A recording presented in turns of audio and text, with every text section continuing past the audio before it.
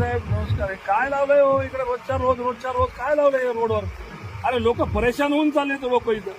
आता तुमच्या इथं बघा जवळपास इथं 3 आणि 3 6 माणसं हायवेला उभे. आता मी बाहेर ड्युटी हाता की नाही काय गावामध्ये ट्रॅफिकचा एवढा मोठा प्रश्न आहे.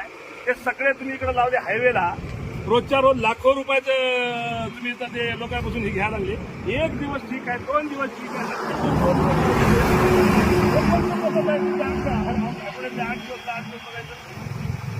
नाही असं नाही. हे बाय लोक इतकं हलकट बोलायला ना.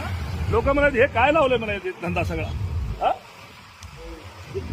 असं नाही हो, हे बंद करा बरं, बिलकुल बंद करा. उद्यापासून नाही दिसले पाहिजे तुम्हाला.